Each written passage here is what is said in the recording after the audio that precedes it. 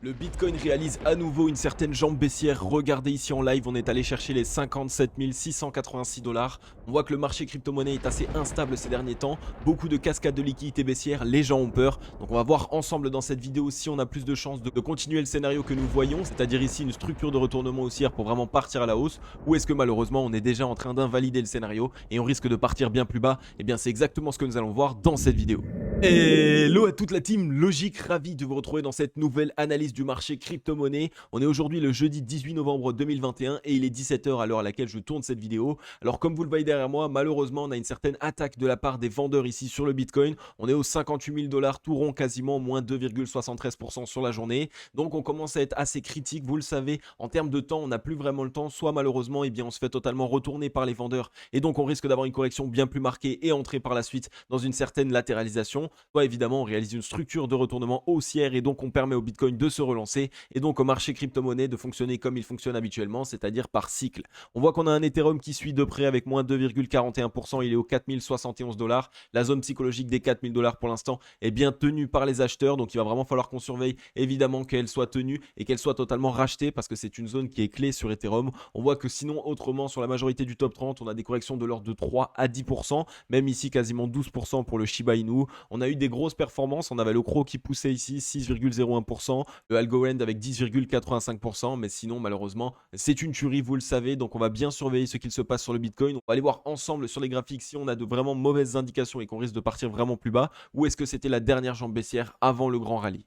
Ok, on est ici sur le Scalpex Index, un crypto fear and greed dans le neutre 54, donc on n'a pas encore retranscrit la correction sur laquelle nous sommes actuellement. Et je pense, vous le savez, que les Waze ont voulu vraiment ici créer de la peur, faire en sorte qu'un maximum d'investisseurs n'achètent pas évidemment le dip pour elles pouvoir se gaver. Donc c'est ce qu'on est en train d'essayer de réaliser. Elles sont en train d'essayer de secouer le cocotier, de faire peur aux mains faibles pour pouvoir avoir un transfert de liquidité. C'est comme ça que ça se passe sur le marché des crypto-monnaies. Les OS font peur, on a sans doute des mauvaises news qui tombent. Donc les personnes qui sont un petit peu faibles d'esprit, qui ont investi sans vraiment savoir comment à vendre à perte et bien évidemment les ways sont en dessous pour pouvoir rattraper ces liquidités. Donc on va sans doute ici repasser dans la peur, on va voir si on va avoir besoin d'aller dans l'extrême peur ou est-ce que la peur va suffire. Il va vraiment falloir qu'on soit prudent ces prochains temps. Un social index sur up, un market order flow en recherche de vente cet après-midi, mais on voit que voilà, on commence à avoir pas mal de murs d'achat qui s'empilent. On assiste actuellement à quand même un combat assez acharné à la fois de la part des acheteurs, à la fois de la part des vendeurs. On voit qu'on est revenu ici dans ce niveau de support clé ici entre les 57 664 dollars jusqu'aux 58 515 dollars, donc c'est vraiment le niveau de support critique. Il va pas falloir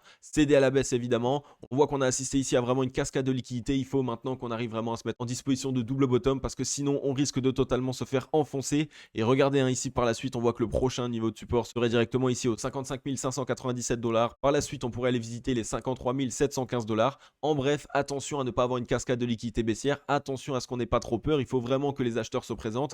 Si on vient malheureusement à perdre ce niveau des 57 663 dollars, on pourrait vraiment avoir une accélération baissière. Donc il va falloir qu'on reste très prudent sur ce qu'il se passe ces prochains temps. Le Bitcoin est assez frileux, on veut vraiment voir des acheteurs. C'est le moment, s'il doit se décider, c'est maintenant, sinon malheureusement on pourrait vraiment s'enfoncer plus profondément. On est ici sur les liquidations sur le Bitcoin, les amis, vous savez, j'aime bien les passer et étonnamment, regardez, malgré la correction que nous sommes en train de connaître actuellement, on n'a quasiment aucune liquidation de la part des longs. Donc qu'est-ce que ça montre?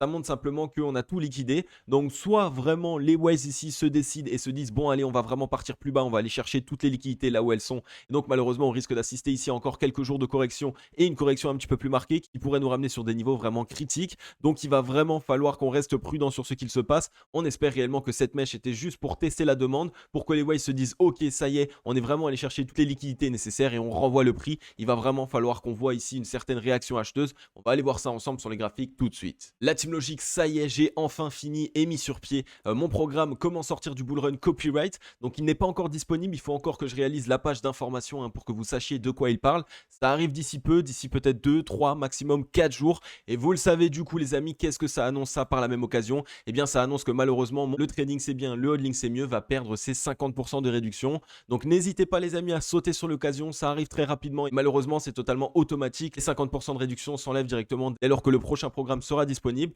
Donc sautez sur l'occasion, le lien est en description. Vous le savez, au travers de ce programme, nous voyons ensemble exactement comment faire en sorte de copier les stratégies des Waze, donc de la smart money, du gros argent. Notre but c'est essaie ici sur le long terme, donc avec que des indications long terme, de pouvoir faire en sorte de toujours se ranger du côté des personnes qui font le marché, donc les Waze, au travers d'indicateurs, d'indications, on met en place un réel plan d'action d'investissement. Donc n'hésitez pas à sauter sur l'occasion, 50% de réduction encore disponible pendant quelques jours, le lien est en description, je vous attends de l'autre côté. Ensuite les amis, on est ici sur le Bitcoin en daily et comme vous le voyez malheureusement pour l'instant c'est un massacre, on est en train de se faire enfoncer assez profondément. Il est déjà 17 h donc la journée commence vraiment à avancer rapidement. Donc attention à la clôture, il va vraiment falloir qu'on voit qu'il y ait de la demande, que les acheteurs se présentent pour acheter ici un maximum de ce chandelier japonais parce que sinon malheureusement ça pourrait nous mettre sur un niveau critique et on pourrait vraiment ici avoir une cascade de liquidité baissière, hein. Vous le savez aussi sur le marché des crypto-monnaies, on était ici quasiment dans l'extrême joie, on était même dans l'extrême joie et on peut directement passer dans l'extrême peur et si on passe du tout au tout très rapidement, ça crée des cascades de liquidité baissière, les gens vendent, les gens ont peur et donc de cette manière on peut partir bien plus bas. Donc attention à ce qu'il se passe, on avait encore et toujours nos targets si jamais on venait vraiment à s'enfoncer à la baisse aux 56 322 $, sinon on aurait les 55 872 $ et les 53 333 $ qui sont simplement des creux, des zones sur lesquelles évidemment les Waves peuvent aller chercher des liquidités si jamais c'est le message qu'elles essayent de faire interpréter. Donc il faut vraiment qu'on surveille ce qu'il se passe, on va regarder aussi le volume évidemment. La clôture de ce soir est décisive, il faut totalement qu'on ravale la mèche pour pouvoir ici se mettre dans une disposition de double bottom puisque regardez, si on fait ici une journée de correction, une journée d'achat, une journée de correction et par la suite une journée d'achat très explosive, à ce moment là ça mettrait en place un double bottom, hein. Je peux vous le montrer si on se met en droite par exemple. Comme vous le voyez, il faudrait ravaler ici un maximum de cette mèche, pouvoir se mettre dans une disposition de double bottom, ça va être crucial les amis, attention, je commence à un petit peu moins y croire actuellement étant donné qu'on est en train de se faire totalement renfoncer et qu'il est quand même déjà 17 h, donc il va vraiment falloir qu'on attende ici une certaine indication ce soir. Si on regarde sur le MACD, malheureusement on a mis en place un double bottom sur la zone de neutralité, donc on voit qu'on ne s'est pas fait racheter. Ici on peut encore totalement ravaler la mèche pour mettre en place le grand double bottom sur le MACD, mais malheureusement si on clôture ici en dessous de cette zone, eh bien on risque d'avoir ici une cascade de liquidité baissière. Si on regarde sur le RSI, on est en dessous des 52 RSI, là aussi il faut totalement qu'on rachète et qu'on essaye de réaliser le petit double bottom sous les 52 RSI pour pouvoir vraiment faire quelque chose. Donc il faut qu'on ait énormément d'acheteurs ce soir qui se présentent, il va vraiment falloir qu'on surveille le marché chinois. On voit qu'ici on est en train de retester la moyenne mobile 55 périodes. Si on ne la quitte pas, ça pourrait être ici la possibilité de trouver un rebond et de partir à la hausse. Sinon on a le MA 89 ici aux 55 230 $. Donc attention, attention, le Bitcoin est sur un niveau critique, mais vous le savez aussi, là on voit qu'il y a tout le monde qui panique et les Waves elles aiment bien faire ça, elles aiment bien faire paniquer, par la suite essayer de totalement racheter au dernier moment et relancer très fortement. Personne n'y croit et finalement on part très fort, donc on va bien rester prudent sur ce qu'il se passe ces prochains temps. Du côté du dollar, comme vous le voyez pour l'instant on a l'impression d'avoir trouvé un certain top local, ça c'est une bonne indication, ça peut ici nous envoyer un signal avant-gardiste pour le Bitcoin pour nous dire qu'on peut essayer de se mettre en place dans une belle disposition, étant donné que lorsqu'on corrige sur le dollar, donc lorsque le dollar commence à perdre de sa force, généralement on a un marché crypto-monnaie qui lui est fort et qui peut repartir. On voit qu'en plus de ça le MACD est en train de courber, donc là on peut vraiment commencer à mettre en place le petit scénario en M-top et donc bien valider le double bottom sur le Bitcoin. Comme je vous l'ai dit, il faut vraiment qu'on reste prudent, on est venu ici sur la zone des 70 de RSI, on n'a pas eu la force nécessaire, on est en train de se faire rejeter, donc ça peut être la zone parfaite pour mettre en place un M-top et corriger. Donc on va bien surveiller ce qu'il se passe sur le dollar, vous le savez, si le dollar se met à corriger, alors le marché des crypto-monnaies a de très grandes chances pour pouvoir repartir à la hausse et nous permettre enfin de connaître la phase numéro 2 du bull run. Le Saint Graal, ce qu'on attend tous, on a tous et toutes été des guerriers, on a tous et toutes vu notre portefeuille dans de mauvaises postures, maintenant ça va être sans doute le temps de kiffer. Ensuite, on est ici sur le DeFi Perp, donc l'indicateur de la DeFi qui nous permet de savoir un petit peu la force qu'il peut y avoir sur ce secteur. Et comme je vous l'avais annoncé, je vous avais dit attention sur la DeFi, on a bien performé ces derniers temps, on peut se mettre à corriger. On vient de mettre en place un M-top, on est reparti ici directement en dessous de ce niveau de support au 12 363. Donc il faut vraiment qu'on essaye de le réintégrer, hein, ça nous permettrait d'avoir validé simplement le M-top. Et donc là, à ce moment-là, pourquoi pas essayer d'instaurer un double bottom et donc on connaîtrait vraiment de belles performances sur la DeFi. On voit qu'au niveau du RSI, on est repassé sous les 52 RSI. Attention, si on quitte ce niveau de résistance ici au 42,93, on pourrait vraiment avoir une accélération baissière et revenir quasiment chercher les 32 RSI. Sur le MACD, on a mis en place un M-top là aussi, on a quitté la zone de neutralité, on commence à être assez bas, hein. Les vendeurs pourraient commencer à s'essouffler et ça pourrait nous permettre du coup de retrouver à nouveau une certaine sérénité sur la DeFi. Attention, je ne pense pas qu'on vient mettre en place un double bottom et qu'on repartirait fortement. Je pense que dans un premier temps, on viendrait à avoir une latéralisation et ce serait un autre secteur qui réaliserait de grosses performances. Donc bravo à toutes les personnes qui ont pu surfer sur cette petite hype de la DeFi. On va surveiller évidemment ce qu'il se passe. À tout moment, il peut y avoir des folies sur le marché des crypto-monnaies et on pourrait se relancer fortement. Mais au vu des indications actuelles, on a plus de chances quand même de partir sur le Bitcoin et les big caps dans un premier temps. Ensuite, on est ici sur le Litecoin. Malheureusement, pour l'instant, on est en train de totalement ravaler tout le gros travail qu'on a réalisé, hein, cette tendance haussière sur laquelle nous nous sommes mis en place. Donc le Bitcoin est en train d'en faire des siennes, hein, évidemment, on crée de la peur. On voit qu'on a un volume vendeur qui commence à être décroissant, donc c'est une bonne indication. Alors sur le cours, on n'avait pas mis en place de M-Top, tandis que sur le MACD, on avait un M-Top, donc je ne l'avais pas vu. Là aussi sur le RSI, M-Top dans la zone des 70 de RSI, donc ça montrait un certain essoufflement. On est en train de corriger, mais on vient juste récupérer de la force. Ça peut nous offrir une belle opportunité. Je pense pourquoi pas avoir soit une certaine latéralisation, soit alors pourquoi pas un double bottom pour se relancer furtivement. C'est ce que le Litecoin aime bien faire et de toute façon, on va vraiment ici attendre de voir ce que le Bitcoin fait. Malheureusement, si le Bitcoin se met dans une disposition baissière, on risque d'avoir une correction et on pourrait revenir ici à la case départ quasiment aux 189 $. Si on regarde au niveau du ruban de mal mobile, on est là aussi à son contact. Donc on va bien surveiller ce qu'il se passe. Si malheureusement on clôture en dessous de la moyenne mobile 55 périodes, on a le MA89 aux 195 $ et ça pourrait faire une correction bien plus marquée. Donc là, on est vraiment dans l'attente de voir ce qu'il va se passer sur le Bitcoin. C'est comme ça sur tous les actifs. On est dans des dispositions qui peuvent nous permettre de nous relancer, mais si le Bitcoin ne veut pas nous permettre de faire cette petite poussette supplémentaire, eh bien évidemment on va corriger. Ensuite, on est ici sur Ethereum. Ethereum, pareil, état critique, hein. Il faut vraiment qu'on ravale cette mèche un maximum. Il faut qu'on arrive à clôturer au-dessus des 4174 $ parce que sinon, malheureusement, c'est la porte ouverte ici, hein, quasiment aux 3915 $, entre les 3959 et les 3865. Donc attention, Ethereum dans une posture plutôt assez délicate. On voit qu'on a quitté ici ce canal haussier, qu'on est en train de se faire rejeter. On a quitté la zone de neutralité sur le MACD et on a quitté ici les 52 RSI. Donc il faut qu'on ravale un maximum de cette mèche, qu'on puisse mettre en place le petit double bottom là aussi, en dessous des 52 RSI.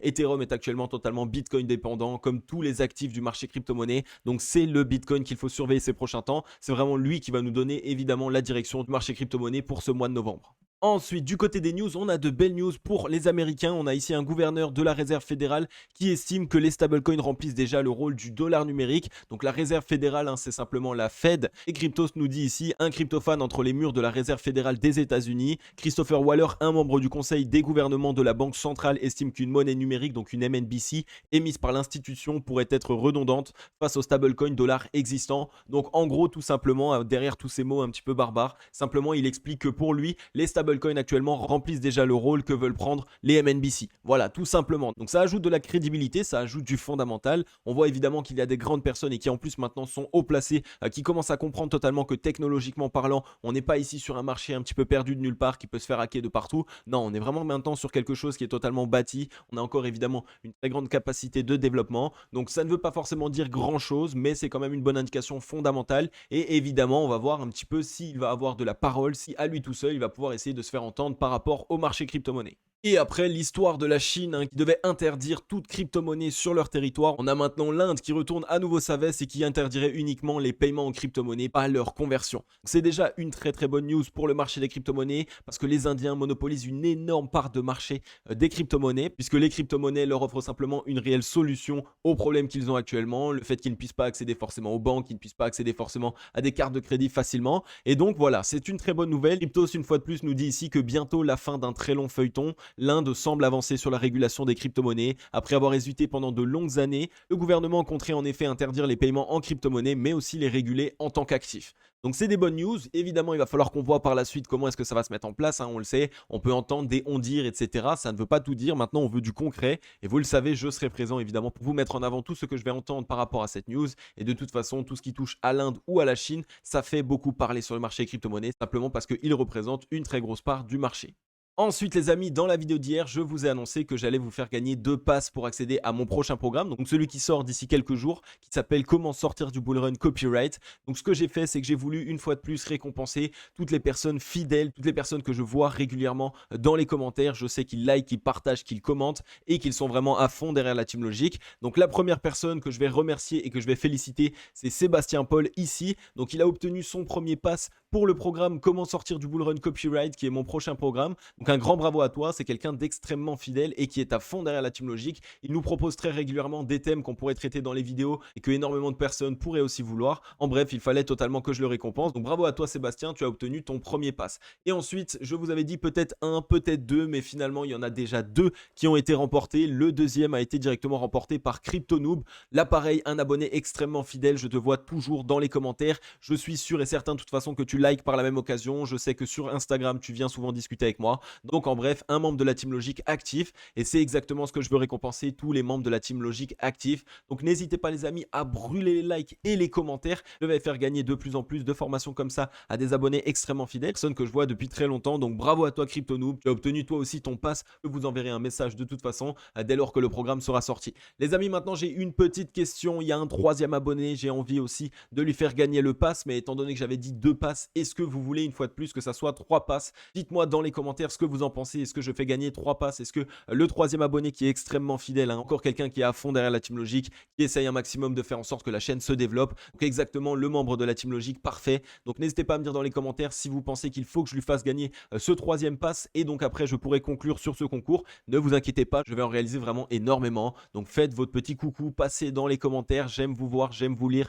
j'aime pouvoir vous répondre par la même occasion. Brûlez-moi les commentaires, brûlez-moi les likes, ça fait super plaisir les amis. Ok la Team Logic, j'en ai fini avec cette vidéo. Comme d'habitude, vous le savez les amis, si vous avez kiffé cette vidéo, si elle vous a aidé à vous repérer sur le marché des crypto-monnaies, si elle vous a aidé à comprendre ce que fait le Bitcoin et ce que font les altcoins, eh bien n'hésitez pas à vous abonner et à activer la cloche, ça prend 3 petites secondes. Rejoignez la grande Team Logic, on est plus de 10 000, c'est juste incroyable, vraiment merci pour tout ce que vous faites. Vous le savez, je réalise une émission par jour dans laquelle je vous explique ce qui se passe sur le marché des crypto-monnaies. Je vous mets en avant la tendance qui se dessine sur le Bitcoin, sur les altcoins, je vous présente des news et des actualités et évidemment ce que vous kiffez le plus, je vous analyse des projets qui sont dans de superbes dispositions pour réaliser le meilleur profit possible.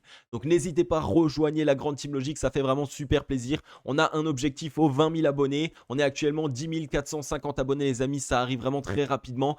Bienvenue à tous les nouveaux membres, n'hésitez pas à partager en masse, faites en sorte que la Team Logic se développe un maximum, on a vraiment de grandes choses à réaliser ensemble. Donc voilà les amis, en tout cas on se retrouve dans l'émission de demain comme d'habitude. Je vais vous souhaiter à tous et à toutes une agréable journée ou une agréable soirée. C'était Crypto Logic, ciao bye bye.